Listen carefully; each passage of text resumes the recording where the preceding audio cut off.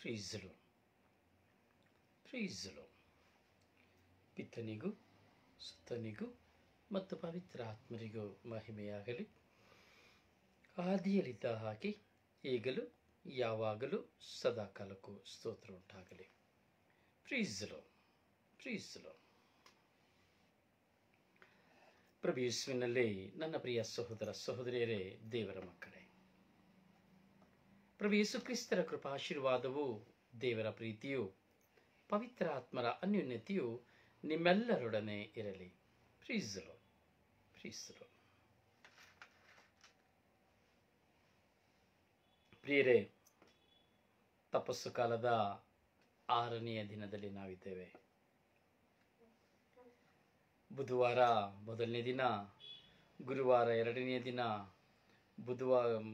ಶುಕ್ರವಾರ 3ನೇ ದಿನ, ಶನಿವಾರ 4ನೇ ದಿನ, ಭಾನುವಾರ 5ನೇ ದಿನ, ಇಂದು ಸೋಮವಾರ 6ನೇ ದಿನ. ತಪಸ್ಸು ಕಾಲದ 6ನೇ ದಿನ. ಈ 6ನೆಯ ದಿನದ ಕಳೀತಾ ಇದೆ, ಇನ್ನೇನು ಕಳೀತಾ ಇದೆ. ಹೇಗಿದೆ ನಿಮ್ಮ ತಪಸ್ಸು ಕಾಲದ ಜೀವಿತ? ಅಥವಾ ತಪಸ್ಸು ಕಾಲದ ಅನುಭವ ಹೇಗಿದೆ? ಬರೇ ಪ್ರಾರ್ಥನೆ ಮಾಡಿ ಕೂತ್ಕೊಂಡಿದ್ದೀರಾ? ಅಥವಾ ಪ್ರಾರ್ಥನೆ ಮಾಡಿ ಕೆಲಸ ಮಾಡ್ತಾ ಇದ್ದೀರಾ? ಅಥವಾ ಕೆಲಸ ಮಾಡಿ ಉಪವಾಸ ಮಾಡಿ ಪ್ರಾರ್ಥನೆ ಮಾಡ್ತಾ ಇದ್ದೀರಾ? ಸೈಲೆಂಟ್ ಆಗಿದ್ದೀರಾ? ಹೇಗಿದ್ದೀರಿ? ದೈವ ಅನುಭವಗಳೇನಾದರೂ ಇದೆಯಾ? ಪ್ರೀಸಲು ಪ್ರೀಸಲು. ಪ್ರಿಯ, ತಪಸ್ಸು ಕಾಲದ ಈ 6ನೆಯ ದಿನದಲ್ಲಿ ನಮ್ಮನ್ನು ನಾವು ಪ್ರಶ್ನೆ ಹಾಕಿಕೊಳ್ಳಬೇಕು. ನಾನು ಹೇಗಿದ್ದೇನೆ? ಈ ತಪಸ್ಸು ಕಾಲದಲ್ಲಿ ಈ 6ನೇ ದಿನಕ್ಕೆ ನನ್ನ ಅನುಭವ ಏನು ಆಗಿದೆ? ನನ್ನ ಅನುಭವ ಏನಾಗಿದೆ? ಈ 6 ದಿನದಲ್ಲಿ, ಈ ದಿನದವರೆಗೂ ಎಷ್ಟು ಜನರನ್ನ ಪ್ರೀತಿಸಿದೆನು? ನಂಬರ್ 1, ಎಷ್ಟು ಜನರನ್ನ ಪ್ರೀತಿಸಿದೆನು? ನಂಬರ್ 2, ಎಷ್ಟು ಜನರನ್ನ ಕ್ಷಮಿಸಿದೆನು? ನಂಬರ್ 3, ಎಷ್ಟು ಜನರನ್ನ ಸಹಿಸಿದೆನು? ನಂಬರ್ 4, ಎಷ್ಟು ಜನರೊಡನೆ ಜಗಳ ಮಾಡಿದೆನು? ನಂಬರ್ 5, ಎಷ್ಟು ಜನರಿಗೆ ವಿರುದ್ಧವಾಗಿ ಹೋರಾಟ ಮಾಡಿದೆನು? ನಂಬರ್ 6, ಎಷ್ಟು ಜನರೊಡನೆ ನಾನು ಸ್ಯಾಕ್ರಿಫೈಸ್ ಮಾಡಿದೆನು? ಈ ತಪಸ್ಸು ಕಾಲದ ದಿನ, ಈ ತಪಸ್ಸು ಕಾಲದಲ್ಲಿ ನಾವಿದ್ದೇವೆ. ನನ್ನ ಜೀವಿತದಲ್ಲಿ ಯಾವ ಬದಲಾವಣೆ ಆಗಿದೆ? ಪರರನ್ನು ಪ್ರೀತಿಸುತ್ತಾ ಇದ್ದೇನಾ? ಪರರನ್ನು ಕ್ಷಮಿಸುತ್ತಾ ಇದ್ದೇನಾ? ಪರರಿಗೆ ನಾನು ದಾನ ಧರ್ಮ ಮಾಡುತ್ತಾ ಇದ್ದೇನಾ? ಅಥವಾ ಪರರ ಪ್ರೀತಿಯನ್ನ ನಾನು ಸವಿಯುತ್ತಾ ಇದ್ದೇನಾ? ಹೇಗೆ ನಾನು ಜೀವಿಸುತ್ತಾ ಇದ್ದೇನೆ? ಪ್ರಿಯ, ನಾವು ತುಂಬಾ ಆಳವಾಗಿ ಚಿಂತಿಸಬೇಕು.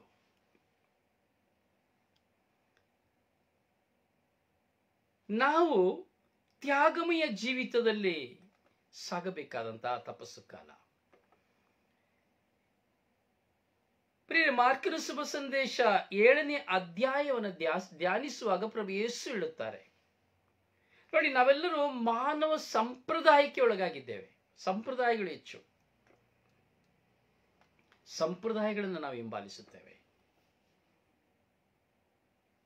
ನಮ್ಮ ಸಂಪ್ರದಾಯಗಳು ಮಾನವನ ನೆಚ್ಚಿನ ಸಂಪ್ರದಾಯಗಳು.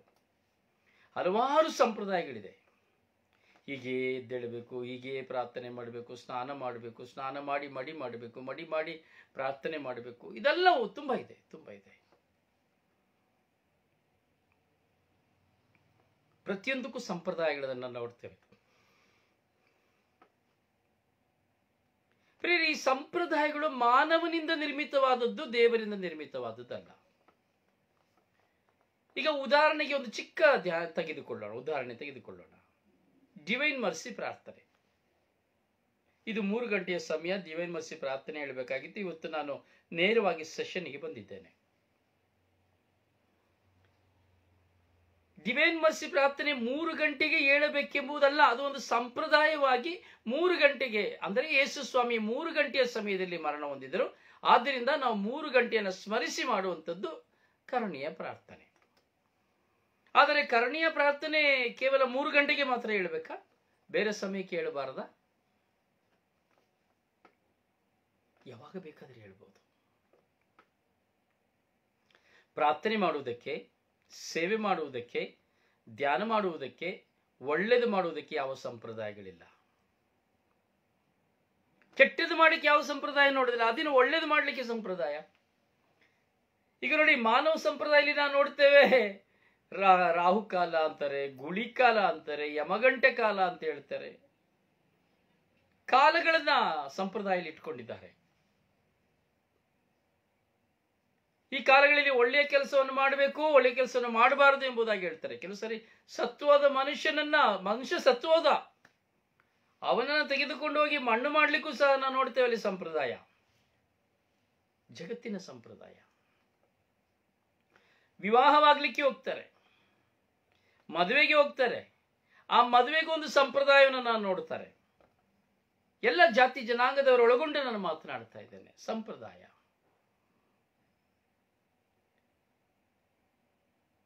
ಎಷ್ಟೋ ಜನ ಕ್ರೈಸ್ತರು ಸಹ ನೋಡುವುದುಂಟು.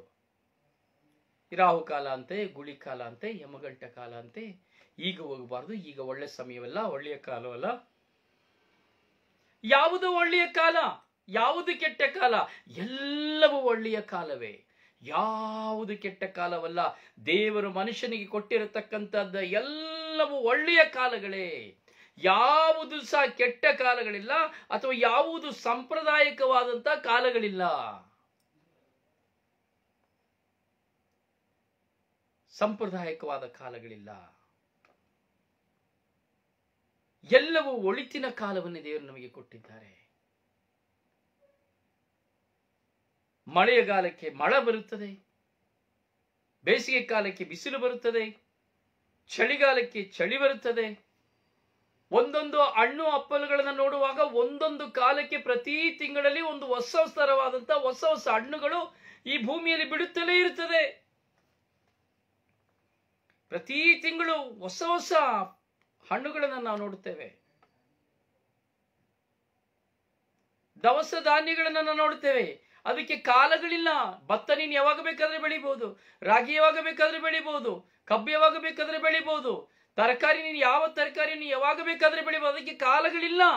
ಕಾರಣ ಎಲ್ಲ ಕಾಲಗಳನ್ನ ದೇವರು ಆಶೀರ್ವಾದದ ಕಾಲವಾಗಿ ಮಾರ್ಪಡಿಸಿದ್ದಾರೆ. ಎಲ್ಲವನ್ನ ಒಳ್ಳೆಯ ಕಾಲವಾಗಿ ಮಾರ್ಪಡಿಸಿದ್ದಾರೆ. ದೇವರ ಮನುಷ್ಯರಾದ ನನ್ನನ್ನು ನಿನ್ನನ್ನು ಉಂಟು ಮಾಡುವಾಗ ಒಳ್ಳೆಯ ಕಾಲ ಕೆಟ್ಟ ಕಾಲ ಎಂಬುದಾಗಿ ನೋಡಲಿಲ್ಲ. ಹಾಗೆ ನಿನ್ನ ಗರ್ಭದಲ್ಲೇ ಹುಟ್ಟುವಂತಹ ಮಗು, ನಿನ್ನ ಗರ್ಭದಲ್ಲಿ ಹುಟ್ಟುವಂತಹ ಮಗು ಜನ್ಮ ಕೊಡುವಾಗ ಯಾವ ಕಾಲವೆಂದು ನೋಡಿ ಬರುವುದಿಲ್ಲ. ಅಥವಾ ನಿನ್ನ ಗರ್ಭದಲ್ಲಿ ಬಿತ್ತಲ್ಪಡುವಂತಹ ಮಗುವಿನ ಬೀಜವಾದ ಬಿತ್ತನೆ ಯಾವ ಕಾಲದಲ್ಲಿ ಎಂದು ಹೇಳಲು ಬರುವುದಿಲ್ಲ. ಎಲ್ಲವೂ ಒಳ್ಳೆಯ ಕಾಲವೇ. ಬಂಜಿ ಆಗಿರುವವಳಿಗೆ ಒಂದು ಮಗು ಏರುವಾಗ ಅವಳಿಗೆ ಯಾವ ಕೆಟ್ಟ ಕಾಲವೂ ಇಲ್ಲ, ಎಲ್ಲವೂ ಒಳ್ಳೆಯ ಕಾಲವೇ.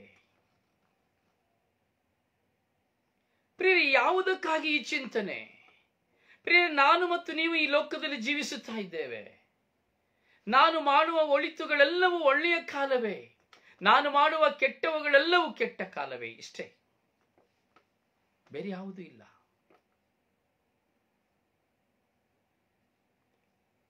ಪ್ರಭು ಯೇಸು ಒಂದು ದಿನ ಒಬ್ಬರ ಮನೆಗೆ ಹೋಗುತ್ತಾರೆ.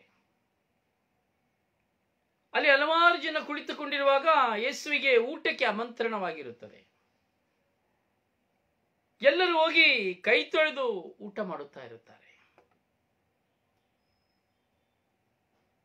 ಯೇಸು ಸ್ವಾಮಿಯ ಶಿಷ್ಯರು ಸಹ ಹೋಗ್ತಾರೆ. ಅವರು ಕೈ ತೊಳೆಯದೆ ಊಟ ಮಾಡಲಿಕ್ಕೆ ಅಲ್ಲಿ ಹೋಗ್ತಾರೆ ಎಂಬುದಾಗಿ ವಾಕ್ಯ ಹೇಳುತ್ತದೆ. ಯೇಸುವಿನ ಶಿಷ್ಯರಲ್ಲಿ ಕೆಲವರು ಕೈಗಳಿಂದ ಎಂದರೆ ಶುದ್ಧಾಚಾರಕ್ಕೆ ಅನುಗುಣವಾಗಿ ಕೈ ತೊಳೆದುಕೊಳ್ಳದೆ ಊಟ ಮಾಡುವುದನ್ನ ನೋಡಿದರು.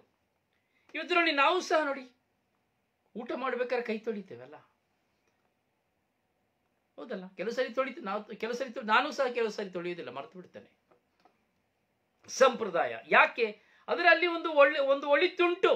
ಏನು ಒಳಿತು? ಕೈಗಳು ಅಶುದ್ಧವಾಗಿದೆ, ಕೈಗಳು ಕೊಳೆಯಾಗಿದೆ.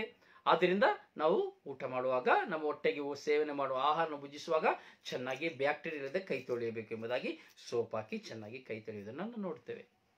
ಸೋಪ್ ಹಾಕಿ ಕೈ ತೊಳಿತೇವೆ, ಒಳ್ಳೆಯದು, ಕೆಟ್ಟದ್ದಲ್ಲ ಅದು. ಆದರೆ ಕೈ ತೊಳೆಯುವುದು ಒಂದು ಸಂಪ್ರದಾಯ, ಕಾರಣ ಅದು ಶುದ್ಧತೆ. ಎರಡನೇದು ನೀವು ನೋಡುವುದಾದ್ರೆ, ಹಳೆಯ ಕಾಲಗಳಲ್ಲಿ ನಾವು ನೋಡುವುದಾದ್ರೆ ಮನೆಗಳಲ್ಲಿ ತೊಟ್ಟಿ ಮನೆಗಳು, ಎಲ್ಲಾ ಮನೆ ತೊಟ್ಟಿ ಮನೆಗಳು. ಮನೆಯ ಹೊರಗೆ ಒಂದು ಅಂಡಿಯನ್ನು ಇಡ್ತಾ ಇದ್ರು, ಕೊಡಪಾನವನ್ನು ಇಡ್ತಾ ಇದ್ರು, ಒಂದು ಚೆಂಬನ್ನ ಇಡ್ತಾ ಇದ್ರು. ಮನೆಯ ಒಳಗೆ ಯಾರು ಪ್ರವೇಶಿಸಬೇಕಾದರೂ ಸಹ ಕಾಲು ತೊಳೆದುಕೊಂಡು ಮನೆಯನ್ನು ಪ್ರವೇಶಿಸಬೇಕಾಗಿತ್ತು. ಸಂಪ್ರದಾಯ, ಕಾಲು ತೊಳೆದುಕೊಂಡು ಮನೆಯನ್ನು ಪ್ರವೇಶಿಸಬೇಕಾಗಿತ್ತು. ಮೂರನೆಯದು, ಹಳೆಯ ಕಾಲದಲ್ಲಿ ಒಂದು ಮನೆಯನ್ನು ಪ್ರವೇಶಿಸುವಾಗ 7 ಅಡಿ ದಾರಂದು, ಅಂದರೆ ವಾಸ್ಕಾಲ್ 7 ಅಡಿ ಇರ್ತಾ ಇರಲಿಲ್ಲ, ಬಾಗಿಲು 5 ಅಡಿಗಳಿರ್ತಾ ಇತ್ತು. 5 ಅಡಿಗಳಿರ್ತಾ ಇತ್ತು. ಯಾಕೆಂದರೆ ಮನೆಯೊಳಗೆ ಹೋಗುವಾಗ ತನ್ನನ್ನು ತಗ್ಗಿಸಿಕೊಂಡು ಬಾಗಿ ಹೋಗಬೇಕೆಂಬುದಾಗಿ ಸಂಪ್ರದಾಯ. ಹಾಗೆ ಊಟ ಮಾಡುವಾಗ ಕೈ ತೊಳೆಯಬೇಕಾಗಿತ್ತು, ಸಂಪ್ರದಾಯ. ಈ ಕೆಲವು ಸಂಪ್ರದಾಯಗಳನ್ನು ನಾವು ನೋಡುವಾಗ ಆ ಸಂಪ್ರದಾಯಗಳೆಲ್ಲವೂ ಶ್ರೇಷ್ಠಕರವಾಗಿತ್ತು, ಮನುಷ್ಯನ ಆರೋಗ್ಯಕ್ಕಾಗಿ ಇತ್ತು, ಹಾಗೂ ತನ್ನನ್ನು ತಗ್ಗಿಸಿಕೊಳ್ಳುವುದಕ್ಕಾಗಿ ಇತ್ತು. ಅದು ಆದಿಕಾಲದಲ್ಲಿಯೂ ಸಹ ಇತ್ತು, ಇಂದಿಗೂ ಸಹ ಇರುವುದನ್ನು ನಾವು ನೋಡುತ್ತೇವೆ. ಆದರೆ ಹಲವಾರು ಸ್ವಭಾವಗಳು ಬಿಟ್ಟು ಹೋಗಿದೆ. ಈ ಕಾಲು ತೊಳೆದು ಒಳಗೆ ಹೋಗುವುದಲ್ಲ, ಹೊರಗೆ ಮನೆಯವರೆಗೆ ಅಂಡೆ ಇಡುವುದೆಲ್ಲ ಹೋಗಿದೆ. ಪ್ರಿಯರೇ, ಇದು ವಾಸ್ತವಿಕವಾದದ್ದು, ತಪ್ಪಿಲ್ಲ. ಆದರೆ ಯೇಸುಸ್ವಾಮಿಯ ಕಾಲದಲ್ಲಿ ಶಿಷ್ಯರು ಕೈ ತೊಳೆಯದೆ ಊಟ ಮಾಡಲು ಯತ್ನಿಸುವಾಗ ಯಹೂದ್ಯರವರನ್ನು ನೋಡಿದರು, ಫರಿಸಾಯರವರನ್ನ ನೋಡಿದರು, ಧರ್ಮಶಾಸ್ತ್ರಿಗಳನ್ನು ನೋಡಿದರು. ಅವರನ್ನ ನೋಡಿ ಅವರನ್ನ ಪರಿಹಾಸ್ಯ ಮಾಡಿದರು, ಅವರಿಗೆ ವಿರುದ್ಧವಾಗಿ ಮಾತನಾಡಿದರು. ಪೂರ್ವಜರಿಂದ ಬಂದಂತ ಈ ಸಂಪ್ರದಾಯವನ್ನು ನೀವು ಅನುಸರಿಸಲಿಲ್ಲವಲ್ಲ ಎಂಬುದಾಗಿ ಯೇಸುವಿನ ಶಿಷ್ಯರನ್ನು ನೋಡಿ ಮಾತನಾಡಿದರು. ಹಾಗೂ ಯೇಸುವಿಗೂ ಸಹ, ಗುರುವಾಗಿರುವಂತಹ ಯೇಸುವಿಗೂ ಸಹ ಹೇಳಿದರು. ಪ್ರಿಯ, ಹೌದು, ಇದನ್ನ ನಾವು ಅನುಸರಿಸಬೇಕಾದ. ಆದ್ರೆ ನೋಡಿ, ಪ್ರಾಪಂಚಿಕವಾಗಿ ಹೆಚ್ಚು ಸಮಯವನ್ನು ಕೊಡುವಂತ, ಪ್ರಾಪಂಚಿಕವಾದವುಗಳಿಗೆ ಹೆಚ್ಚು ಸ್ಥಾನ ಕೊಡುವಂತ ನಾವು ಆಧ್ಯಾತ್ಮಿಕವಾದವುಗಳಿಗೆ ಸ್ಥಾನ ಕೊಡುವುದಿಲ್ಲ. ಆಧ್ಯಾತ್ಮಿಕವಾದವುಗಳಿಗೆ ಸ್ಥಾನ ಕೊಡುವುದಿಲ್ಲ. ಉದಾಹರಣೆಗೆ, ಒಂದು ನಿಮಗೆ ತುಂಬಾ ಆತ್ಮೀಯರಾಗಿರುವಂತ ಮಿತ್ರ ಅಥವಾ ಮಿತ್ರೆ ಅಥವಾ ಗಂಡ ಅಥವಾ ಹೆಂಡತಿ ಏನೋ ಒಂದು ತಪ್ಪು ಮಾಡಿದ್ರು, ತಕ್ಷಣ ಹೇಳ್ತೀನಿ, ನೀನ್ ನನ್ನ ಹತ್ರ ಮಾತಾಡಬೇಡ, ನೀನ್ ನನ್ನ ಮುಖನೂ ನೋಡಬಾರ್ದು, ನಾನು ನಿನ್ನ ಹತ್ರ ಮಾತಾಡಬಾರ್ದು, ಗೊತ್ತಾಯ್ತಾ? ಒಂದು ಶೌಟ್. ಮಾತಾಡಬೇಡ ಹೇಳಿದ ತಕ್ಷಣ ಶೌಟ್, ಮಾತಾಡೋದಿಲ್ಲ, ಫುಲ್ ಸ್ಟಾಪ್. ನೋಡಿ, ಇನ್ನು ನನಗೇನು ಕೊಡಕ್ಕೆ ಹೋಗ್ಬೇಡ, ನನಗೇನು ಬೇಕಾಗಿಲ್ಲ, ಹೇಳಿದ್ದೀನಿ, ಇನ್ನು ನನಗೆ ನಿನ್ನ ಸವಾಸನೆ ಬೇಡ, ಮುಗುದಾಯ್ತು, ಏನು ಕೊಡಕ್ಕೆ ಹೋಗೋದಿಲ್ಲ. ಒಳ್ಳೆಯದೇ ಸಂಪ್ರದಾಯ. ಅಂದ್ರೆ ಹೇಳಿದ್ದನ್ನ ಚಾಚು ತಪ್ಪದೆ ಅನುಸರಿಸುವವರು. ಇನ್ನೂ ನನ್ನ ಮನೆಗೆ ಕಾಲು ಹಾಕಬಾರ್ದು ನೀನು. ಓಕೆ, ಖಡಕ್ ಹೇಳಿದ ಸಂಪ್ರದಾಯ. ನಮ್ಮಪ್ಪನ ಮಗ, ನನಗೆ ಗೊತ್ತು, ನಾನು ಯಾವತ್ತಿಗೆ ಬಿಡೋದಿಲ್ಲ, ಹೇಳಿದರೆ ಅದರಿಂದ ನಾನು ಮುಖ ನೋಡೋದಿಲ್ಲ. ಇರಲಿ, ವಾಸ್ತವಿಕವಾದಂಥ ಜೀವನ. ನೋಡಿ, ಸಂಪ್ರದಾಯ ಅಂದ್ರೆ ಮನುಷ್ಯನು ಯಾರಾದರೂ ಒಬ್ಬ ಮಿತ್ರನಾಗಿ ಅಥವಾ ಪತಿಯಾಗಿ ಅಥವಾ ಕುಟುಂಬದ ಸದಸ್ಯನಾಗಿ ಏನಾದರೂ ಒಂದು ಕೋಪ ಬಂದು ಆ ಒಂದು ಸ್ಟ್ರಾಂಗ್ ಆದಂತ ಒಂದು ಪ್ರತಿಕ್ರಿಯೆಯನ್ನು ತೋರಿಸಿದ ತಕ್ಷಣ ಮನುಷ್ಯರಾದ ನಾವು ಬದಲಾವಣೆ ಆಗುತ್ತೇವೆ, ತೀರ್ಮಾನವನ್ನು ತೆಗೆದುಕೊಳ್ಳುತ್ತೇವೆ. ಕೆಲವರು ಹಲವಾರು ವರ್ಷಗಳ ಕಾಲ ತೀರ್ಮಾನದಲ್ಲಿ ಕೂತ್ಕೊಳ್ತಾರೆ. ಇತಿಹಾಸದ ಪುಟಗಳನ್ನು ತೆಗೆದುಕೊಂಡ್ರು ಸಹ ಅಷ್ಟೇನೆ, ನಿಮ್ಮ ಪೂರ್ವಜರ ಪುಟಗಳನ್ನು ತೆಗೆದುಕೊಂಡ್ರು ಅಷ್ಟೇನೆ, ನಿಮ್ಮ ಕುಟುಂಬದಲ್ಲಿ ತಂದೆ ತಾಯಿಂದಿರನ್ನ ತಂದೆ ತಾಯಿ ಕುಟುಂಬದಲ್ಲಿ ನೀವು ತೆಗೆದುಕೊಂಡ್ರು ಅಷ್ಟೇನೆ. ಒಬ್ಬರು ಯಾರಾದರೂ ಸ್ವಲ್ಪ ಏನಾದರೂ ಹೇಳಿದ್ರೆ ಕೆಲವು ಸರಿ ಅದನ್ನು ತುಂಬ ಸ್ಟ್ರಾಂಗ್ ಆಗಿ ತೆಗೆದುಕೊಂಡು ಅವರ ಜೊತೆ ಮಾತನಾಡೋದಿಲ್ಲ, ಅವ್ರ ಮನೆಗೆ ಹೋಗುವುದಿಲ್ಲ, ಊಟ ಮಾಡುವುದಿಲ್ಲ, ಅವ್ರ ಮುಖನ ನೋಡುವುದಿಲ್ಲ. ಹೇಳಿಷ್ಟ ಅವ್ರು ಹೇಳಿದ್ರಲ್ಲ ಮತ್ತೆ ನಿನ್ಯಾಕೆ, ಓಕೆ ನೋ ಪ್ರಾಬ್ಲಮ್, ಇದೆಲ್ಲ ಒಳಿತು.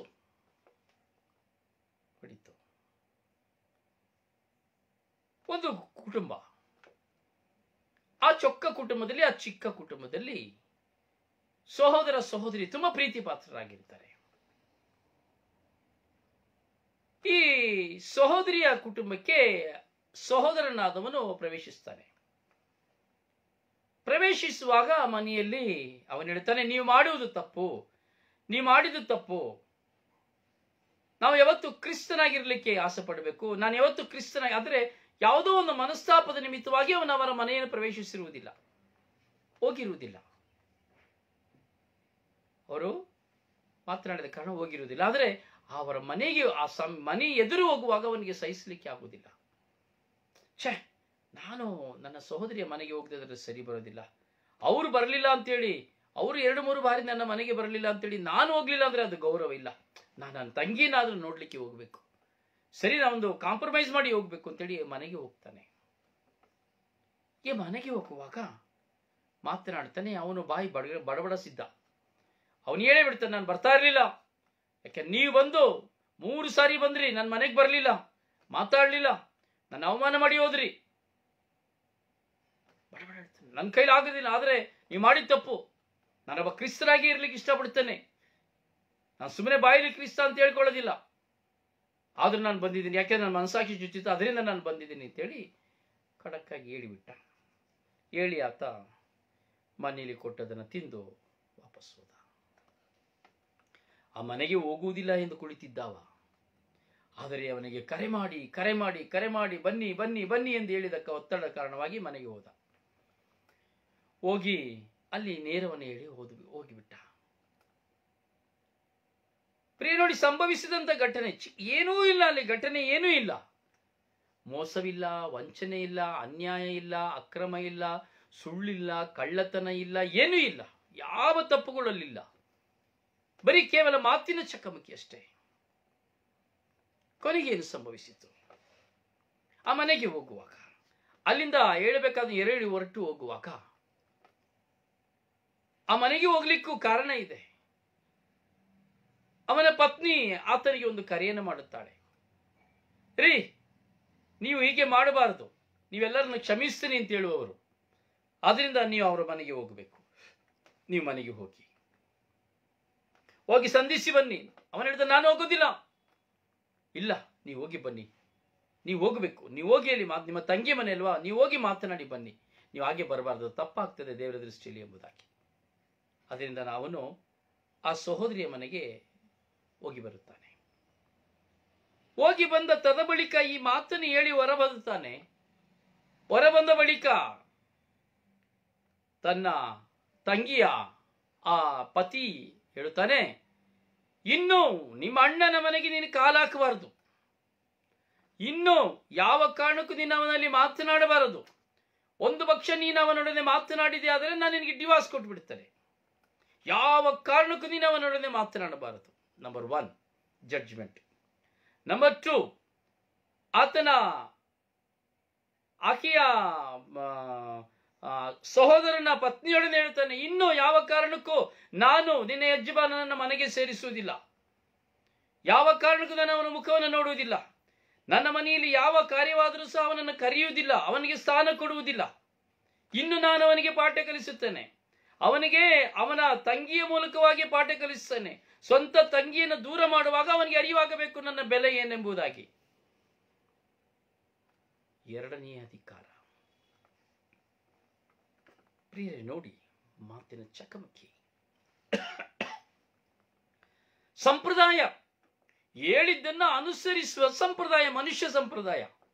ಇಲ್ಲಿ ನೋಡಿ, ವಿಶ್ವಾಸದ ಜೀವಿತಕ್ಕೂ, ಇವರೆಲ್ಲರೂ ವಿಶ್ವಾಸಿಗಳು, ಪ್ರಾರ್ಥನೆ ಮಾಡುವವರು, ಈ ವಿಶ್ವಾಸದ ಜೀವಿತಕ್ಕೂ ಇವರು ಮಾತನಾಡುವ ಮಾತಿಗೂ, ಅಥವಾ ನೀವು ಮಾತನಾಡುವ ಮಾತಿಗೂ, ನಾನು ಮಾತನಾಡುವ ಮಾತಿಗೂ, ನಮ್ಮ ವಿಶ್ವಾಸಕ್ಕೂ ಸಂಬಂಧವಿದೆಯೇ?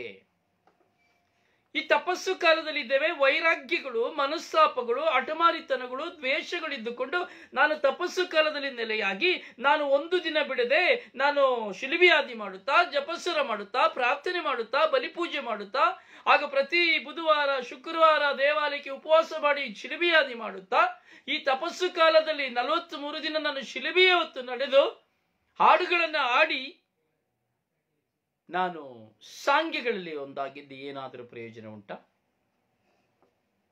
ಈ ತಪಸ್ಸು ಕಾಲದ ಪೂರ್ತೀಕರಣವೇನಾದರೂ ಇದೆಯಾ? ಇಲ್ಲ. ಇನ್ನು ಕೆಲವು ಸರಿ ನೋಡಿ, ಕುಟುಂಬದಲ್ಲಿ ಆಗಬಹುದು, ಮಿತ್ರರ ಮಧ್ಯದಲ್ಲಿ ಆಗಬಹುದು, ಅಥವಾ ಸ್ವಂತ ದಾಂಪತ್ಯ ಜೀವಿತದಲ್ಲಾಗಬಹುದು, ಮಕ್ಕಳ ಮಧ್ಯೆ ಆಗಬಹುದು, ಒಡ ಹುಟ್ಟಿದವರ ಮಧ್ಯೆ ಆಗಬಹುದು. ಯಾವುದಾದ್ರೂ ಒಂದು ವಿಷಯಗಳನ್ನು ಕುರಿತು ಬರೆಯುವಾಗ ಕೋಪದಿಂದ ತಪ್ಪನ್ನ ಖಂಡಿಸಿ ಮಾತನಾಡುವಾಗ ಕೆಲವು ವ್ಯಕ್ತಿಗಳನ್ನ ನಾವು ನೋಡುತ್ತೇವೆ. ಅವರಿಗೆ ಕೋಪ ಬರುವಾಗ ಅವರು ಹೇಗೆ ರಿಯಾಕ್ಟ್ ಮಾಡ್ತಾರೆ ಎಂಬುದಾದರೆ, ಹೇಗೆ ಒಬ್ಬ ಮನುಷ್ಯನ ಮೇಲೆ ಅವರ ಅಧಿಕಾರವನ್ನು ಚಲಾಯಿಸ್ತಾರೆ ಎಂಬುದಾದರೆ, ಅವರು ಯಾವ ವಿಧದಲ್ಲಿ ಒಬ್ಬರು ಯಾರಾದರೂ ಒಂದು ನೀನು ಮಾಡಿದ್ದು ತಪ್ಪು ಎಂದು ಹೇಳುವಾಗ ಕೆಲವು ವ್ಯಕ್ತಿಗಳು ಏನು ಮಾಡುತ್ತಾರೆ ಎಂಬುದಾದರೆ, ಅವನನ್ನ ಏನಾದರೂ ಮಾಡಿ ನಾಶ ಮಾಡಬೇಕು, ಅವನನ್ನ ಅಲ್ಲೆಗೆಳೆಯಬೇಕು, ಅಥವಾ ಅವನ ಸ್ಥಾನಮಾನವನ್ನು ಕೆಡವಿ ಹಾಕಬೇಕು, ಅಥವಾ ಅವನನ್ನ ಅವಮಾನಕ್ಕೆ ಒಳಪಡಿಸಬೇಕು, ಇಲ್ಲ ಸಲ್ಲದ ಅಪವಾದ ನುರಿಸಬೇಕೆಂಬುದಾಗಿ ತೀರ್ಮಾನಿಸುತ್ತಾರೆ. ತಪಸ್ಸು ಕಾಲ ಏನಾದರೂ ಪ್ರಯೋಜನವಿದೆಯಾ? ಪ್ರಯೋಜನವಿಲ್ಲ. ಮತ್ತೊಬ್ಬನನ್ನ ಅಪವಾದಕ್ಕೆ ಒಳಪಡಿಸಿ ಪ್ರಭು ಯೇಸುವನ್ನ ಶಿಲುಬೆಗೇರಿಸಲು ನೀತಿವಂತರಾದ ಪ್ರಭು ಯೇಸುವನ್ನ ಅನೀತಿವಂತನೆಂದು ಸುಳ್ಳು ಸಾಕ್ಷಿ ಹೇಳಿ ಶಿಲುಬೆಗೇರಿಸಿದಂತೆ ಇವತ್ತು ಅನೇಕ ಜನರನ್ನ ನಾವು ಅಪವಾದ ಮಾಡಿ ಶಿಲುಬೆಗೇರಿಸ್ತಾ ಇದ್ದೇವೆ. ಆದರೆ ತಪಸ್ಸು ಕಾಲವನ್ನು ಆಚರಣೆ ಮಾಡ್ತಾ ಇದ್ದೇವೆ. ಪ್ರಯೋಜನವಿದೆಯೇ? ನೋಡಿ, ಇಲ್ಲಿ ನಾನು ನಿಮಗೆ ಮುಂದೆ ಹೇಳುವಲು ಬರುವಂತಹ ವಿಷಯ ಹಾಗೂ ನಾವು ಚಿಂತನೆಗೆ ತೆಗೆದುಕೊಳ್ಳಬೇಕಾದ ವಿಷಯ, ದೇವರು ನಮಗೆ ಕೊಟ್ಟಂತ ಕಟ್ಟಳೆಗಳನ್ನು ನಮಗೆ ಅನುಸರಿಸಲು ನಾವು ಯೋಗ್ಯರಲ್ಲ. ದೇವರು ನಮಗೆ ಕೊಟ್ಟಂತ ಕಟ್ಟಳೆಯನ್ನ, ಧರ್ಮಸಭೆಯ ಮೂಲಕವಾಗಿ ನಮಗೆ ಪ್ರಕಟಿಸಿದಂತ ಕಟ್ಟಳೆಯನ್ನ, ಅಥವಾ ನಾವು ಬಾಲ್ಯದಿಂದ ನಾನು ಕಲಿತು ಬಂದಂತ ಕಟ್ಟಳೆಯನ್ನು ನಾವು ಅನುಸರಿಸಲು ನಾವು ಯೋಗ್ಯರಾಗಿಲ್ಲ. ಆ ಕಟ್ಟಳೆಗಳನ್ನು ನಾವು ಅನುಸರಿಸಲಿಕ್ಕೆ ಸಿದ್ಧರಿಲ್ಲ. ಆದರೆ ಒಬ್ಬರು ಯಾರಾದ್ರೆ, ನೀನ್ ನನ್ನ ಹತ್ರ ಮಾತಾಡಬೇಡ, ನೀನ್ ನನ್ನ ಮನೆಗೆ ಬರಬೇಡ, ನಿನ್ನನ್ನು ಬೇಡ ಎಂದು ಹೇಳಿದ ತಕ್ಷಣ ನಾವು ಅದನ್ನು ಬಿಟ್ಟು ಬಿಡುತ್ತೇವೆ. ಇದುವೇ ಅಲ್ಪ ವಿಶ್ವಾಸ, ಸಂಪ್ರದಾಯಕವಾದಂತಹ ಸ್ವಭಾವ. ನೋಡಿ, ದೇವರ ವಾಕ್ಯಕ್ಕೆ, ದೇವರ ಕಟ್ಟಳೆಗೆ ಫ್ರೀ, ಅದು ಕಿವಿಲಿ ಕೇಳಿ ಆ ಕಿವಿಲಿ ಬಿಡ್ತಾರೆ. ದೇವರ ಕಟ್ಟಳೆಗಳನ್ನ ಅನುಸರಿಸೋದಿಲ್ಲ. ಪ್ರೀತಿಸು ಅಂತ ಹೇಳ್ತಾರೆ, ಅದು ಅಲ್ಲಪ್ಪ, ಅದಾಗೋದಿಲ್ಲ. ಕ್ಷಮಿಸು ಅಂತ ಹೇಳ್ತಾರೆ, ಅದಾಗೋದಿಲ್ಲ. 70 ಸರಿ ಕ್ಷಮಿಸು, ಬಿಲ್ಕುಲ್ ಆಗೋದಿಲ್ಲ. ಹೊರ ಅಂಗಿಯನ್ನು ಕೇಳೋನಿಗೆ ಒಳಂಗಡಿಯನ್ನು ಕೂಡ ಕೆಲಸ ಇಲ್ಲ, ಹೋಗು ಸಂಧಾನವಾಗು, ಶತ್ರುಗಳಿಗಾಗಿ ಪ್ರಾರ್ಥಿಸು, ಶತ್ರುವನ್ನ ಪ್ರೀತಿಸು, ಅದೆಲ್ಲ ಆಗೋದಿಲ್ಲ. ದೇವರ ಕಟ್ಟಳೆಗಳನ್ನು ಅನುಸರಿಸಲಾಗುವುದಿಲ್ಲ. ಆದರೆ ನಿನ್ನ ಮುಂದೆ ನಿನ್ನ ಒಡ ಹುಟ್ಟಿದವನೋ, ಪತಿಯೋ ಮಿತ್ರನೋ ಒಮ್ಮೆ ನೀನು ಮಾಡಿದ ತಪ್ಪಿನ ನಿಮಿತ್ತವಾಗಿ, ನಾನು ಮಾಡಿದ ತಪ್ಪಿನ ನಿಮಿತ್ತವಾಗಿ, ಪರರು ಮಾಡಿದ ನಿಮಿತ್ತವಾಗಿ, ನೀನು ಇನ್ನು ನನ್ನಲ್ಲಿ ಮಾತನಾಡಬಾರದು, ಇನ್ನು ನನ್ನ ಮುಂದೆ ಬರಬಾರದು, ಇನ್ನು ನನಗೆ ನಿನ್ನ ಮುಖ ನೋಡುವುದಿಲ್ಲ, ಇದನ್ನು ಮಾತ್ರ ಪಕ್ಕ ಅನುಸರಿಸ್ತೇವೆ. ನಿಜನ ಸುಳ್ಳ ಹೇಳಿ? ಗ್ರೆಟ ನಿಜನ ಸುಳ್ಳ? ಜೂಲಿಯನ ನಿಜನ ಸುಳ್ಳ? ಒಬ್ಬರು ಒಳ್ಳೆಯದನ್ನ ಮಾಡಿದ್ರೆ ಯಾರು ಮಾಡೋದಿಲ್ಲ, ಒಳ್ಳೆಯದನ್ನ ಮಾಡಿದ್ರೆ ಒಬ್ಬರು ಕೆಟ್ಟದನ್ನ ಮಾಡಿ ಅಂದ್ರೆ ತಕ್ಷಣ ಮಾಡುತ್ತೇವೆ. ನೋಡಿ, ಕೆಲವು ವ್ಯಕ್ತಿಗಳನ್ನ ನಾವು ನೋಡುತ್ತೇವೆ, ಕೆಲವನ್ನ ನೋಡ್ತೇವೆ, ಒಳ್ಳೆಯದನ್ನ ಹೇಳಿಕೊಡುವುದಿಲ್ಲ. ಮಕ್ಕಳಲ್ಲಿ ನಾವು ನೋಡ್ತೇವೆ, ಹೆಂಡತಿ ಗಂಡನಲ್ಲಿ ನಾವು ನೋಡ್ತೇವೆ, ಒಳ್ಳೆಯದನ್ನ ಹೇಳಿಕೊಡುವುದಿಲ್ಲ. ನೀನು ಒಳ್ಳೆಯದನ್ನ ಮಾಡುವಾಗ ಒಳ್ಳೆಯದನ್ನ ಮಾಡಿ, ನೀನು ಯಾಕೆ ಅಲ್ಲಿ ಹೋಗ್ತೀಯಾ, ನೀನ್ ಯಾಕೆ ಅವರ ಹತ್ರ ಮಾತನಾಡ್ತೀಯಾ, ಅಥವಾ ನೀನ್ ಯಾಕೆ ಅವರಿಗೆ ಕೊಡ್ತೀಯಾ, ನೀನ್ ಯಾಕೆ ಹೀಗೆ ಮಾಡ್ತೀಯಾ, ಇದನ್ನ ಕೇಳ್ತೇವೆ, ಇದನ್ನ ಅನುಸರಿಸ್ತೇವೆ. ಆದರೆ ದೇವರ ಕಟ್ಟಳೆಗಳನ್ನು ಅನುಸರಿಸುವುದಿಲ್ಲ. ದೇವರ ಕಟ್ಟಳೆಗಳಿಗೆ ನಾವು ಶಿರಬಾಗುವುದಿಲ್ಲ. ಮನುಷ್ಯನ ಕಟ್ಟಳೆಗಳನ್ನು ನಾವು ಶಿರಬಾಗುತ್ತೇವೆ. ಎಷ್ಟು ಕೆಟ್ಟ ಜನರು ನೋಡಿ ನಾವು. ನನಗೆ ತುಂಬಾ ಒಂದು ಪ್ರಾಣ ಮಿತ್ರ, ಯಾವುದೋ ಒಂದು ಸಂದರ್ಭ ಬಂತು. ಅವರು ಮಾತನಾಡಿದಂಥ ಮಾತುಗಳು ತುಂಬ ಕ್ಷುಲ್ಲಕವಾಗಿದ್ದವು. ಆ ಮಾತುಗಳು ಹೃದಯಕ್ಕೆ ತುಂಬ ಗಾಯವಾಗಿದ್ದವು. ನಾನು ಹೇಳಿದೆ, ಇನ್ನು ಯಾವ ಕಾರಣಕ್ಕೂ ನನ್ನೊಟ್ಟಿಗೆ ನಾನು ಇವನೊಟ್ಟಿಗೆ ಮಾತನಾಡೋದಿಲ್ಲ. ಇನ್ನು ನನಗೆ ₹1 ಸಹ ನೀವು ಕೊಡಬೇಕಾಗಿಲ್ಲ, ಕೊಡಬಾರದು. ನಿನ್ನದು ನನಗೆ ಏನೂ ಬೇಕಾಗಿಲ್ಲ, ನಿಮ್ಮದು ನನಗೆ ಏನೂ ಬೇಕಿಲ್ಲ. ಇಷ್ಟು ನಿಮ್ಮ ಸ್ವಭಾವಗಳು, ವಾಚಾಳಿತನದ ಮಾತುಗಳ ಸ್ವಭಾವಗಳಿಂದ ನಾನು ಅರಿಯಲಿಲ್ಲ ಎಂಬುದಾಗಿ ಖಡಕ್ಕಾಗಿ ಒಂದು ಮಾತನಾಡಿದೆ. ಹಲವಾರು ವರ್ಷಗಳಿಂದ ಬಾಂಧವ್ಯ, ಮಿತ್ರ ಬಾಂಧವ್ಯ, ಕಷ್ಟದಲ್ಲಿ, ನಷ್ಟದಲ್ಲಿ, ಸಮಸ್ಯೆಯಲ್ಲಿ, ನೋವಿನಲ್ಲಿ ಜೊತೆಯಲ್ಲಿದ್ದಂತಹ ಮಿತ್ರ ಬಾಂಧವ್ಯ, ಹೇಳಿದೆಲ್ಲವನ್ನು ಅನುಸರಿಸಿ ಪ್ರಾರ್ಥನಾ ಜೀವನವನ್ನು ಮಾಡಿದಂತಹ ಮಿತ್ರ ಬಾಂಧವ್ಯ, ಕುಟುಂಬ ಜೀವಿತದಲ್ಲಿ ಒಬ್ಬರಾಗಿದ್ದಂತಹ ಮಿತ್ರ ಬಾಂಧವ್ಯ. ಅವರಾಡಿದ ಮಾತುಗಳಿಗೆ ಪ್ರತಿಕ್ರಿಯೆಯಾಗಿ ಕೋಪದಿಂದ ಒಂದೇ ಆಡಿದ ಮಾತಿನಿಂದ ಅವರು ಪ್ರಾರ್ಥನೆಗಳನ್ನು ಬಿಟ್ಟುಬಿಟ್ರು, ಪ್ರಾರ್ಥನೆಗೆ ಬರೋದನ್ನು ಬಿಟ್ಟುಬಿಟ್ರು, ಪ್ರಾರ್ಥನೆ ಕೇಳೋದನ್ನು ಬಿಟ್ಟುಬಿಟ್ರು, ವೈರಾಗ್ಯ ಚಲಾವಣೆ ಮಾಡಿದ್ರು, ಕಾಲಗಳಿಂದ ಮಾತನಾಡೋದನ್ನು ಬಿಟ್ಟುಬಿಟ್ರು. ಸೊ ನಾನು ಹೇಳಿದ ಕಾರಣದಿಂದ ಅವರಿಗಾಗಿ ಕಳುಹಿಸುವುದನ್ನು ಸಹ ನಿಲ್ಲಿಸಿಬಿಟ್ರು. ಕಾಲಗಳಾಯಿತು. ಇಲ್ಲಿ ನಾನು ಯಾಕೆ ಹೇಳ್ತಂದ್ರೆ, ಅವರ ನನ್ನನ್ನು ತಿರಸ್ಕಾರ ಮಾಡಿ ಹೇಳ್ತಾ ಇಲ್ಲ, ಅಥವಾ ನನ್ನನ್ನ ಎತ್ತಿಸಿ ಹೇಳ್ತಾ ಇಲ್ಲ. ನೋಡಿ, ಒಬ್ಬ ಮನುಷ್ಯನು ಕ್ರೈಸ್ತನಾಗಿರುವವನು, ವಿಶ್ವಾಸಿ ಆಗಿರುವವನು, ದೇವರ ವಾಕ್ಯಕ್ಕೆ ಶಿರಬಾಗುವವನು, ದೇವರ ವಾಕ್ಯದ ಮುಂದೆ ಕುಳಿತುಕೊಳ್ಳುವವನು, ದೇವರ ವಾಕ್ಯವನ್ನ, ದೇವರ ಆಜ್ಞೆಗಳನ್ನ ಸ್ವೀಕರಿಸಲು ಯೋಗ್ಯನಲ್ಲ, ದೇವರ ಆಜ್ಞೆಗಳನ್ನ ಅನುಸರಿಸಲು ಯೋಗ್ಯನಲ್ಲ. ಒಬ್ಬ ಮನುಷ್ಯ ಹೇಳಿದ ಮಾತನ್ನು ಮಾತ್ರ ಅವನು ಸ್ವೀಕರಿಸುತ್ತಾನೆ. ಒಬ್ಬ ಮನುಷ್ಯ ಅದನ್ನು ಕೆಲವರು ಕಾಯ್ತಾ ಇರ್ತಾರೆ, ಯಾವಾಗ ಇವನಿಂದ ನಾನು ದೂರ ಆಗ್ತೇನೆ ಎಂಬುದಾಗಿ. ಹೇಗೆ ಇವನಿಂದ ದೂರ ಆಗಬೇಕು ಅಂತ ಕಾಯ್ತಾ ಇರ್ತಾರೆ ಕೆಲವರು. ಯಾವ ಸಮಯದಲ್ಲಿ, ಯಾವ ರೀತಿಯಲ್ಲಿ ಇವರಿಂದ ನಾನು ದೂರ ಮಾಡಬೇಕು, ಇವ್ರನ್ನ ದೂರ ಮಾಡಬಹುದು, ಅಥವಾ ಇವ್ರ ಹತ್ರ ಮಾತಾಡಿ ಏನಾದರೂ ಒಂದು ಬೇಕಾದ ಕಾಯ್ತಾ ಇರ್ತಾರೆ, ಒಂದು ಕೊಂಕಿಗೆ ಕಾಯ್ತಾ ಇರ್ತಾರೆ. ಅದು ಸಮಯ ಪರಿಪಕ್ವವಾಗದಿದ್ರು ಸಹ ಅವರೇ ಒಂದು ಚಿಕ್ಕದಾಗಿ ಕೆದಕಿ ತಕ್ಷಣ ಅವ್ರೇನು ಮಾಡ್ತಾರೆ, ನಮ್ಮೊಂದಿಗೆ ಇರುವಂತ ಬಾಂಧವ್ಯನ ಮುರಿದುಕೊಂಡು ಬಿಡ್ತಾರೆ, ನಮ್ಮ ಪ್ರೀತಿಯಿಂದ ದೂರ ಆಗಿ ಹೋಗ್ತಾರೆ. ಒಂದು ಪಕ್ಷ ಬೇರೆ ವ್ಯಕ್ತಿಯ ಆಕರ್ಷಣೆಯಿಂದಲೂ ಸಹ, ಬೇರೆ ವ್ಯಕ್ತಿಯ ಒಂದು ಆಕರ್ಷಣೀಯ ವ್ಯಕ್ತಿ ಸಿಕ್ಕುವಾಗ, ಒಂದು ಒಳ್ಳೆಯ ಮಿತ್ರನಾಗಿ ಬೇರೆ ವ್ಯಕ್ತಿ ಸಿಕ್ಕುವಾಗ, ಮಿತ್ರರಾಗಿ ಬೇರೆ ವ್ಯಕ್ತಿ ಸಿಕ್ಕುವಾಗ ಏನಾಗ್ತದೆ, ಅಲ್ಲಿ ನಮ್ಮ ಜೊತೆ ಇದ್ದಂತಹ ವ್ಯಕ್ತಿಗಳನ್ನ ನಾವು ಕಳೆದುಕೊಂಡು ಬಿಡ್ತೇವೆ, ಬೇಕು ಅಂತ ನಾವೇ ಕತ್ತರಿಸಿ ಬಿಡ್ತೇವೆ. ಪ್ರಿಯರೇ, ಇಲ್ಲಿ ನಾವು ನಮ್ಮ ಜೀವಿತದಲ್ಲಿ ಕೇವಲ ಮತ್ತೊಬ್ಬರ ಹೃದಯದಲ್ಲಿ ಕೆಟ್ಟದನ್ನೇ ಬಿತ್ತುತ್ತಾ ಇರುತ್ತೇವೆ, ಮಾತ್ರವಲ್ಲ ನಮ್ಮಲ್ಲಿ ಕೆಟ್ಟದನ್ನು ಬಿತ್ತುಕೊಳ್ಳುತ್ತಾ ಇರುತ್ತೇವೆ. ಯೇಸು ಹೇಳ್ತಾರೆ, ನಿನ್ನ ಕಣ್ಣು ಕೆಟ್ಟದ್ದಾಗಿದ್ದರೆ ನಿನ್ನ ದೇಹವೆಲ್ಲ ಕೆಟ್ಟದಾಗಿತ್ತು. ನೋಡಿ, ಈ ಕಣ್ಣು ಕೆಟ್ಟದಾಗಿರೋರು ನಾನು ಒಂದಷ್ಟು ಜನ ಚಿಂತಿಸಿ ನೋಡಿ. ಅಲ್ಲ, ಈ ಯಾರಿಗೆ ಕಣ್ಣು ಕೆಟ್ಟದಾಗಿರ್ತದೋ ಅವ್ರು ಯಾವತ್ತೂ ಒಳ್ಳೆಯದನ್ನ ಆಲೋಚನೆ ಮಾಡೋದೇ ಇಲ್ಲ, ಒಳ್ಳೆಯದ್ರ ಬಗ್ಗೆ ಚಿಂತೆ ಮಾಡೋದೇ ಇಲ್ಲ. ಎಲ್ಲರಲ್ಲಿ ಅವರು ಕೆಟ್ಟದ್ದೇ ನೋಡ್ತಾ ಇರ್ತಾರೆ. ಎಂಥ ಮಿತ್ರವಿದ್ರು, ಎಂಥ ಬಾಂಧವ್ಯವಿದ್ರು, ಎಂಥ ಪ್ರೀತಿ ಇದ್ರು, ಏನೇ ನೀವು ಚರ್ಮನ ತೆಗೆದು ನಿಮಗೆ ಚಪ್ಪಲಿಯಾಗಿ ಕೊಟ್ಬಿಟ್ರು ಸಹ ಕೆಟ್ಟ ಕಣ್ಣುಳ್ಳವನು ಎಲ್ಲರನ್ನ ಕೆಟ್ಟದಾಗಿ ನೋಡ್ತಾ ಇರ್ತಾನೆ. ಕಾಮಾಲೆ ಕಣ್ಣವನಿಗೆ ಕಾಣುವುದೆಲ್ಲ ಅರಿಶಿಣ ಎಂಬುದಾಗಿ. ಕೆಟ್ಟ ಮನಸ್ಸುಳ್ಳವನು ಕೆಟ್ಟದನ್ನೇ ಯೋಚನೆ ಮಾಡ್ತಾನೆ, ಒಳ್ಳೆತನ ಅವನಲ್ಲಿ ಬರೋದೇ ಇಲ್ಲ. ಆ ಒಳ್ಳೆತನ ಬರದೇ ಇರುವ ಕಾರಣ, ಕೆಟ್ಟ ಕಣ್ಣು ಅವನಲ್ಲಿರುವ ಕಾರಣ ಏನಾಗ್ತದೆ, ಅವನ ಕುಟುಂಬದಲ್ಲಿ ಘರ್ಷಣೆ, ಅವನಿಂದ ಸಂತೋಷವೇ ಸಿಕ್ಕುವುದಿಲ್ಲ.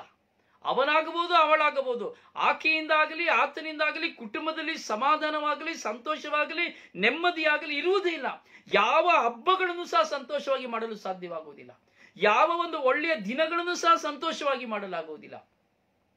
ಕಾರಣ ಕೆಟ್ಟ ಕಣ್ಣು, ಆಗ ಕೆಟ್ಟ ಮನಸ್ಸು.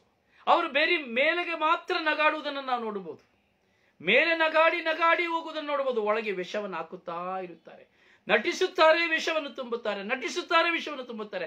ಇಂಥ ಸ್ವಭಾವ ನನ್ನಲ್ಲಿ ಮತ್ತು ನಿಮ್ಮಲ್ಲಿ ಇದೆಯೇ? ಇದನ್ನ ನಾವು ಪರಿಶೀಲಿಸಿಕೊಳ್ಳಬೇಕು. ಇಂಥ ಸ್ವಭಾವಗಳು ನನ್ನಲ್ಲಿ ನಿಮ್ಮಲ್ಲಿ ಇದೆಯೇ? ಈ ಕೆಟ್ಟ ಕಣ್ಣುಗಳನ್ನು ನಾವು ತೆಗೆಯಬೇಕು, ಕೆಟ್ಟ ಮನಸ್ಸನ್ನು ನಾವು ತೆಗೆಯಬೇಕು. ಮತ್ತೊಬ್ಬರನ್ನು ನಾಶ ಮಾಡುವುದನ್ನ, ಮತ್ತೊಬ್ಬರ ಸ್ಥಾನಮಾನಗಳನ್ನು ನಾಶ ಮಾಡಿ. ನೋಡಿ, ಇನ್ನು ಕೆಲವರನ್ನು ನೋಡ್ಬೋದು, ತಾನು ಗೆಲ್ಲುವುದಕ್ಕಾಗಿ ಅವರು ಏನು ಬೇಕಾದರೂ ಮಾಡ್ತಾರೆ. ಅವರು ಗೆಲ್ಲುವುದಕ್ಕಾಗಿ ಸ್ವಂತ ಗಂಡನನ್ನೇ ಬಹಿರಂಗವಾಗಿ, ಅಥವಾ ಸ್ವಂತ ಹೆಂಡತಿಯನ್ನೇ ಬಹಿರಂಗವಾಗಿ, ಸ್ವಂತ ಮಕ್ಕಳನ್ನೇ ಬಹಿರಂಗವಾಗಿ ಶಿಲುಬೆಗೆ ಜಡಿದು ಬಿಡ್ತಾರೆ.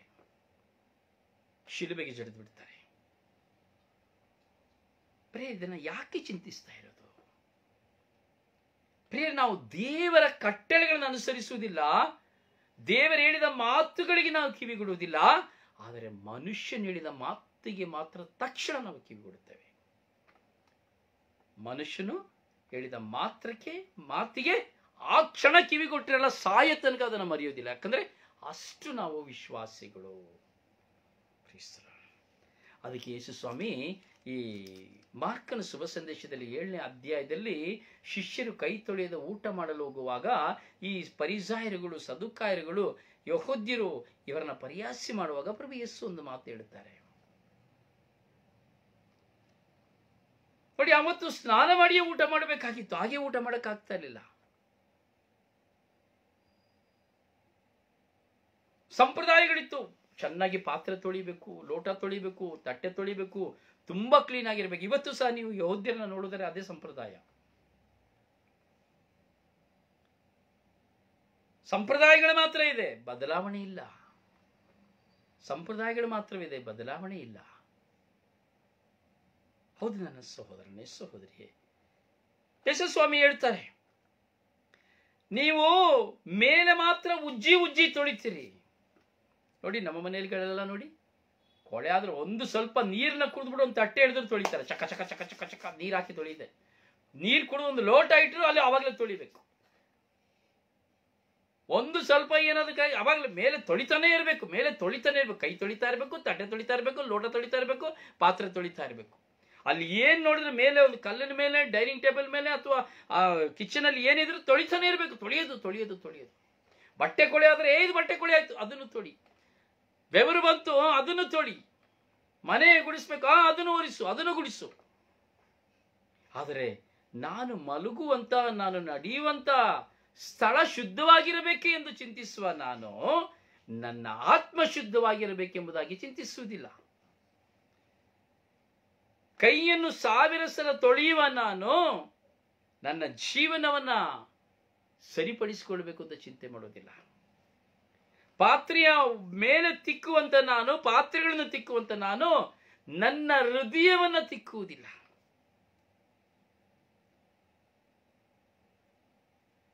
ಹೌದು ಪ್ರಿಯ ಸಹೋದರನೇ, ಸಹೋದರಿ, ಸಂಪ್ರದಾಯಗಳಲ್ಲ. ನಾನು ನನ್ನ ಹೃದಯವನ್ನು ತೊಳೆದುಕೊಳ್ಳಬೇಕು, ನನ್ನ ಕಣ್ಣುಗಳನ್ನು ತೊಳೆದುಕೊಳ್ಳಬೇಕು, ನನ್ನ ಮನಸ್ಸನ್ನು ತೊಳೆದುಕೊಳ್ಳಬೇಕು, ನನ್ನ ಕ್ರಿಯೆಗಳನ್ನು ತೊಳೆದುಕೊಳ್ಳಬೇಕು, ನನ್ನ ಆಲೋಚನೆಗಳನ್ನು ಇವುಗಳನ್ನು ನಾನು ಶುದ್ಧ ಮಾಡಿಕೊಳ್ಳಬೇಕು. ಬರೀ ಹೊರಗಿನವುಗಳನ್ನು ತೊಳೆದು ಒಳಗಿನವನ್ನ ತೊಳೆಯದಿದ್ರೆ ಏನು ಪ್ರಯೋಜನ? ಅದಕ್ಕೆ ನಾವು ನಿನ್ನೆ ಧ್ಯಾನಿಸಿದೆವು. ಇದೇ ಮಾರ್ಕನ ಶುಭ ಸಂದೇಶದಲ್ಲಿ 7ನೇ ಅಧ್ಯಾಯ 7ನೇ ವಾಕ್ಯದಲ್ಲಿ ಧ್ಯಾನಿಸಿದೆವು. ಹೊರಗಿನಿಂದ ಒಳಗೆ ಹೋಗುವುದು ಮನುಷ್ಯನನ್ನು ಕಲುಷಿತಗೊಳಿಸುವುದಿಲ್ಲ, ಒಳಗಿನಿಂದ ಹೊರಗೆ ಬರುವಂಥದ್ದು ಮನುಷ್ಯನನ್ನು ಕಲುಷಿತಗೊಳಿಸುತ್ತದೆ ಎಂಬುದಾಗಿ. ಹೌದು ಪ್ರಿಯರೇ, ಕೈ ತೊಳೆಯದ ಊಟ ಮಾಡುವುದರಲ್ಲಿ ಸಮಸ್ಯೆ ತೊಂದರೆ ಇಲ್ಲ. ತಟ್ಟೆ ಪಾತ್ರೆ ತೊಳೆದು ಹೌದು ಶುದ್ಧ ಶುಚಿತ್ವ. ಆದರೆ ಎಷ್ಟರ ಮಟ್ಟಿಗೆ ನನ್ನ ಹೃದಯವನ್ನು ನಾನು ತೊಳೆದುಕೊಳ್ತಾ ಇದ್ದೇನೆ, ನನ್ನ ಮನಸ್ಸನ್ನು ತೊಳೆದುಕೊಳ್ತಾ ಇದ್ದೇನೆ, ನನ್ನ ಕಣ್ಣುಗಳನ್ನು ತೊಳೆದುಕೊಳ್ತಾ ಇದ್ದೇನೆ, ನನ್ನ ಚಿಂತನೆಗಳನ್ನು ತೊಳೆದುಕೊಳ್ತಾ ಇದ್ದೇನೆ, ನನ್ನ ಸ್ವಭಾವಗಳನ್ನು ತೊಳೆದುಕೊಳ್ಳುವುದು. ಇದು ನಮಗೆ ಬೇಕಾದಂತಹ ಸಾಂಪ್ರದಾಯಿಕವಾದದ್ದು. ತಪಸ್ಸು ಕಾಲದ ಆಚರಣೆಗೆ ನನ್ನನ್ನು ನಾನು ಶುದ್ಧೀಕರಿಸಿಕೊಳ್ಳಬೇಕು. ಮುಖ್ಯವಾಗಿ ದೇವರ ಕಟ್ಟಳೆಗಳನ್ನು ನಾನು ಅನುಸರಿಸಬೇಕು. ಮನುಷ್ಯನ ಹೇಳುವ ಮಾತುಗಳಿಗೆ, ವೈರಾಗ್ಯ ಸಾಧನೆಗಳಿಗೆ ಅಲ್ಲ. ಅವ್ರು ಹೇಳ್ಬಿಟ್ಟಿದ್ದಾರೆ, ನಾ ಮಾತಾಡೋದಿಲ್ಲಪ್ಪ, ನಾ ಹೋಗೋದಿಲ್ಲಪ್ಪ, ನಾ ಕೊಡೋದಿಲ್ಲಪ್ಪ, ನಾ ಹೇಳೋದಿಲ್ಲಪ್ಪ ಅಂದ್ರೆ ದೇವರ ವಾಕ್ಯಕ್ಕಿಂತ ಶಕ್ತಿ ಮನುಷ್ಯನು ನುಡಿಯುವಂತಹ ನುಡಿ. ಅದರಿಂದ ಅಲ್ಲಿ ವೈರಾಗ್ಯ ಸಾಧನೆಯನ್ನು ನಾವು ನೋಡುತ್ತೇವೆ. ಪ್ರಿಯ ಸಹೋದರನೇ, ಸಹೋದರಿಯೇ, ನಾವು ನಮ್ಮ ಜೀವಿತದಲ್ಲಿ ಯೇಸುವಿನ ಸಂಪ್ರದಾಯ, ದೇವರ ವಾಕ್ಯದ ಸಂಪ್ರದಾಯಗಳನ್ನು ನಾವು ಅನುಸರಿಸಬೇಕು. ದೇವರ ವಾಕ್ಯ ನನ್ನೊಂದಿಗೆ ಏನು ಹೇಳುತ್ತಾ ಇದೆ? ದೇವರ ವಾಕ್ಯ ನನ್ನೊಂದಿಗೆ ಏನು ಮಾತನಾಡುತ್ತಾ ಇದೆ? ಈ ತಪಸ್ಸು ಕಾಲ ಒಂದು ಸುಪ್ರಸನ್ನತೆಯ ಕಾಲ, ಆಶೀರ್ವಾದದ ಕಾಲ, ಬಿಡುಗಡೆಯ ಕಾಲ, ಹೌದು ಉಪವಾಸದ ಕಾಲ, ಪ್ರಾರ್ಥನೆಯ ಕಾಲ, ಸೇವಾ ಮನೋಭಾವದ ಕಾಲ. ಆದರೆ ನನ್ನ ಈ ತಪಸ್ಸು ಕಾಲದ ಆಚರಣೆ ಹೇಗಿದೆ? ಇನ್ನ ಎಷ್ಟು ಜನರನ್ನ ನೋಡಿ, ಎಷ್ಟೋ ಜನ ನೋಡಿ ಪೂಜೆ ಪುರಸ್ಕಾರಗಳಿರುವುದಿಲ್ಲ, ಯಾವ ಸಾಂಪ್ರದಾಯಿಕವಾದಂಥ ಸಾಂಗ್ಯಗಳಲ್ಲಿ ಒಂದಾಗುವುದಿಲ್ಲ. ಕ್ರಿಸ್ಮಸ್ಗೆ ಒಂದು ಪೂಜೆ, ಈಸ್ಟರ್ಗೆ ಒಂದು ಪೂಜೆ, ಊರಿನಲ್ಲಿ ಚರ್ಚ್ ಹಬ್ಬ ಮಾಡಿದ್ರೆ, ಇಗರ್ಜಿ ಹಬ್ಬ ಮಾಡಿದ್ರೆ ಒಂದು ಪೂಜೆ, ಇಲ್ಲ ಯಾರಾದರೂ ಸತ್ತೋದ್ರೆ ಒಂದು ಪೂಜೆ, ಇಲ್ಲ ಮದುವೆ ಆದ್ರೆ ಒಂದು ಪೂಜೆ, ಇಷ್ಟನೇ. ಇನ್ನೂ ಕೆಲವರು ನೋಡಬೇಕು, ಭಕ್ತ ವಿಶ್ವಾಸಿಗಳು ಎಲ್ಲಾ ಪೂಜೆಗೆ ಹೋಗ್ತಾರೆ, ಅವರಿಗೆ ಯಾರಿಗೆ ಆಗುವುದಿಲ್ಲ ಅವರ ಪೂಜೆಗೆ ಹೋಗುವುದಿಲ್ಲ. ಅವರಿಗೆ ಯಾರ ಮೇಲೆ ಮನಸ್ತಾಪವಿದೆಯೋ ಅವರ ಪೂಜೆಯಲ್ಲಿ ಪ್ರಾರ್ಥನೆಯಲ್ಲಿ ಪಾಲ್ಗೊಳ್ಳುವುದಿಲ್ಲ. ಎಷ್ಟು ಒಳ್ಳೆಯವರಲ್ಲ. ತಪಸ್ಸುಗಾರದ ಆಚರಣೆ ಎಷ್ಟು ಚೆನ್ನಾಗಿದೆ ಅಲ್ಲ, ನಿಜ ಅಲ್ಲ? ತಪಸ್ಸುಗಾರದ ಆಚರಣೆ ಎಷ್ಟು ಚೆನ್ನಾಗಿದೆ ಅಲ್ಲ? ಯಾರು ಹೇಳ್ತೀರಿ? ಪ್ರೀಸರೋ ಪ್ರೀಸರೋ. ಹೌದು ಪ್ರಿಯರೇ. ಲಕ್ಷ್ಮೀ ನಿಮಿತ್ತ ನೀವೇನು ಹೇಳ್ತೀರಿ? ಈ ತಪಸ್ಸು ಕಾಲದ ಈ ಆಚರಣೆ ಒಳಿತ ಕೆಡುಕ ನಾವು ತುಂಬ ಯೋಚಿಸಬೇಕು.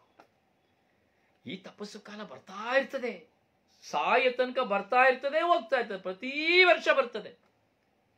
ಆದ್ರೆ ಈ ಪ್ರತಿ ವರ್ಷ ನಾವು ತಪಸ್ಸು ಕಾಲವನ್ನ 10, 20, 30, 50, 60, 70, 80, 90 ವರ್ಷದಿಂದ ನಾವು ಆಚರಣೆ ಮಾಡ್ತಾ ಇದ್ದೇವೆ. ಎಷ್ಟು ಜನ ಈ 70 ವರ್ಷ, 60 ವರ್ಷ, 50 ವರ್ಷ, 40 ವರ್ಷ, 30 ವರ್ಷದಿಂದ ಈ ತಪಸ್ಸು ಕಾಲವನ್ನು ಆಚರಣೆ ಮಾಡ್ತಾ ಇರೋರು ಎಷ್ಟು ಜನ ಸುಳ್ಳಾಡುವುದನ್ನು ಬಿಟ್ಟಿದ್ದೀರಿ? ಎಷ್ಟು ಜನ ಸುಳ್ಳಾಡುವುದನ್ನು ಬಿಟ್ಟಿದ್ದೀರಿ? ಹೇಳಿಯಲ್ಲ, ಹೌದಲ್ಲ? ಈ ತಪಸ್ಸು ಕಾಲದಲ್ಲಿ ನಾವು ಎಷ್ಟು ಜನ ಕೆಟ್ಟದನ್ನ ಬಿಟ್ಬಿಟ್ಟಿದ್ದೇವೆ? ಪ್ರಮೀಳ ಕುಟಿನೋ, ಎಷ್ಟು ಜನ ನಾವು ಕೆಟ್ಟದನ್ನು ಬಿಟ್ಟಿದ್ದೇವೆ ಈ ತಪಸ್ಸು ಕಾಲದಲ್ಲಿ? ಎಷ್ಟೋ ವರ್ಷಗಳಿಂದ ತಪಸ್ಸು ಕಾಲದಲ್ಲಿ ಇದ್ದೇವೆ ನಾವು. 20 ವರ್ಷ, 30, 40 ಬುದ್ಧಿ ಬಂದಂತದಿಂದ 30, 40, 50, 60, 70 ವರ್ಷದಿಂದ ನಾವು ತಪಸ್ಸು ಕಾಲ ಮಾಡ್ತಾ ಇದ್ದೇವೆ, ಆಚರಣೆ ಮಾಡಿದ್ವಿ. ನಾವು ಎಷ್ಟು ಜನ ಕೆಟ್ಟದ್ದನ್ನು ಬಿಟ್ಬಿಟ್ಟಿದ್ದೇವೆ? ಚಾಡಿ ಹೇಳೋದನ್ನ ಬಿಟ್ಬಿಟ್ಟಿದ್ದೇವೆ, ದೂಷಣೆ ಮಾಡೋದನ್ನ ಬಿಟ್ಟಿದ್ದೇವೆ, ನಿಂದಿಸೋದನ್ನ ಬಿಟ್ಟಿದ್ದೇವೆ, ಮತ್ತೊಬ್ಬರ ಮೇಲೆ ಅಪವಾದ ಹೊರಿಸೋದನ್ನ ಬಿಟ್ಟಿದ್ದೇವೆ. ಭವಿಷ್ಯ 95% ಸಹ ಬಿಡ್ಲಿಕ್ಕೆ ಸಾಧ್ಯವಿಲ್ಲ, ಬಿಟ್ಟಿಲ್ಲ.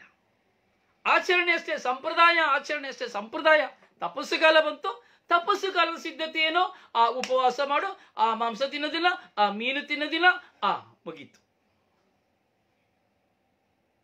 ಸಾಂಪ್ರದಾಯಿಕ ತಪಸ್ಸು ಕಾಲವಾಗಿದೆ ಈ ದಿನಗಳ ತಪಸ್ಸು ಕಾಲ. ಇಂತಹ ಒಂದು ತಪಸ್ಸು ಕಾಲ ಯಾವ ವಿಧದಲ್ಲಿ ದೇವರಿಗೆ ಮೆಚ್ಚುಗೆ ಆಗಲು ಸಾಧ್ಯ? ಹೇಗೆ ದೇವರಿಗೆ ಮೆಚ್ಚುಗೆ ಆಗಲು ಸಾಧ್ಯ? ಹೇಳಿ ಅಲ್ಲ, ಯಾರಾದ್ರೂ ಹೇಳ್ತೀರಾ? ಮಾನವ ಸಾಂಪ್ರದಾಯಿಕ ತಪಸ್ಸು ಕಾಲವಾಗಿದೆ ಈ ದಿನದ ಆಚರಣೆಗಳು. ಸ್ವಾರ್ಥ ಸಂಪ್ರದಾಯದ ಆಚರಣೆಗಳಾಗಿದೆ ಈ ತಪಸ್ಸು ಕಾಲದ ಆಚರಣೆಗಳು. ಎಷ್ಟು ಜನ ನೀವು ಮಾತಾಡ್ತಾ ಇದ್ದೀರಿ? ಎಷ್ಟು ಜನ ನೀವು ವೈರಾಗ್ಯದಿಂದಿದ್ದೀರಿ? ಎಷ್ಟು ಜನ ಸೇಡಿನಲ್ಲಿದ್ದೀರಿ? ಎಷ್ಟು ಜನ ಛಲ ತೀರಿಸಬೇಕು ಅಂತಿದ್ದೀರಿ? ತಪಸ್ಸುಗಾಲ ಮಾಡ್ತಾ ಇದ್ದೀರಿ, ಉಪವಾಸ ಮಾಡ್ತಾ ಇದ್ದೀರಿ, ಹೌದಲ್ಲ? ಮಾಂಸ ಬಿಟ್ಟಿದ್ದೀರಿ. ಯಾರಿಗಿರಿ ಬೇಕು? ನಿಮ್ಮ ಮಾಂಸ ಬಿಡೋದು, ಮೀನ್ ಬಿಡೋದು, ಮೊಟ್ಟೆ ಬಿಡೋದು, ಉಪವಾಸ ಯಾರಿಗೆ ಬೇಕು? ದೇವ್ರಿಗೆ ಕೇಳಿಲ್ಲ, ನೀನು ಉಪವಾಸ ಇರು, ನೀನು ಮಾಂಸ ಬಿಟ್ಬಿಡು, ಮೀನ್ ತಿನ್ಬೇಡ, ದುರ್ಗಮಸ್ ತಿನ್ಬೇಡ, ನೀನು ಅದು ತಿನ್ಬೇಡ, ಇದೆಲ್ಲ ಹೇಳಿಲ್ರಿ. ದೇವ್ರು ಇದನ್ನೆಲ್ಲ ಹೇಳಲಿಲ್ಲ. ಇದೆಲ್ಲ ಸಂಪ್ರದಾಯ ಅಷ್ಟೇನೆ. ದೇವರು ಹೇಳುದು, ನಿನ್ನನ್ನು ನೀನು ಶುದ್ಧಪಡಿಸಿಕೋ, ನಿನ್ನ ಶತ್ರುವನ್ನ ಪ್ರೀತಿಸು, ನಿನ್ನ ನೆರೆಯವರನ್ನ ಪ್ರೀತಿಸು, ಕೆಟ್ಟದನ್ನ ಬಿಟ್ಟು ಬಿಡು, ಪಾಪವನ್ನ ಬಿಟ್ಟು ಬಿಡು. ಇದುವೇ ಯೇಸು ಹೇಳಿರೋದು ಕಣ್ರಿ. ಇದು ಉಪವಾಸ ದಿನ, ಇದು ಉಪವಾಸದ ಸಂಪ್ರದಾಯ. ಈ ಬೇಕಾಗಿರೋದನ್ನ ಬಿಟ್ಟು ಬೇಡದರನ್ನ ತಲೆಗೆ ಹಚ್ಕೊಂಡು ನಾನು ಉಪವಾಸ ಮಾಡ್ತಾ ಇದ್ದೀನಿ, ನಾನು ಸಂಪ್ರದಾಯ ಮಾಡ್ತಾ ಇದ್ದೀನಿ, ತಪಸ್ಸು ಕಾಲ ನೀನು ಬಡ್ಕೊಂಡು ಸತ್ತೋದ್ರೆ ಏನು ಪ್ರಯೋಜನ? ಏನು ಪ್ರಯೋಜನವಿಲ್ಲ, ಏನು ಪ್ರಯೋಜನವಿಲ್ಲ. ಪ್ರಿಯರೇ, ನಮ್ಮ ಜೀವಿತದಲ್ಲಿ ನಾವು ಬದಲಾವಣೆಯನ್ನ ಸ್ವಾರ್ಥವಾಗಿ ಅಲ್ಲ, ನಿಸ್ವಾರ್ಥವಾಗಿ ಅನುಭವಿಸಬೇಕು. ನಿಜವಾದ ಸಾಂಪ್ರದಾಯಿಕ ತಪಸ್ಸು ಕಾಲವಾಗಬೇಕು.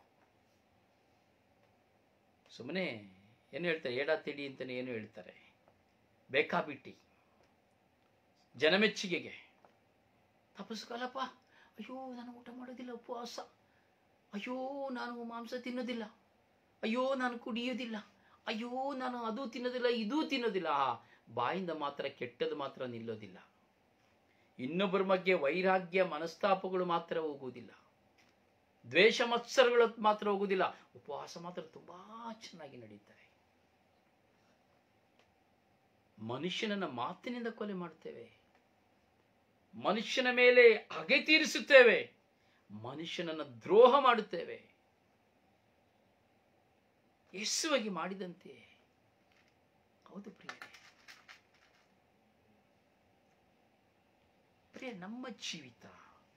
ನಮ್ಮ ಜೀವಿತದ ತಪಸ್ಸು ಕಾಲದ ಅನುಭವ ಶ್ರೇಷ್ಠವಾಗಿರಬೇಕು. ಆ ಸಾಂಪ್ರದಾಯಿಕ ತಪಸ್ಸು ಕಾಲ ನೀತಿಬದ್ಧವಾಗಿರಬೇಕು, ದೇವರಿಗೆ ಮೆಚ್ಚುಗೆ ಉಳ್ಳದಾಗಿರಬೇಕು. ಆಗ ಮಾತ್ರವೇ ತಪಸ್ಸು ಕಾಲದ ಪ್ರತಿಫಲವನ್ನು ಪಡೆಯಲಿಕ್ಕೆ ಸಾಧ್ಯ.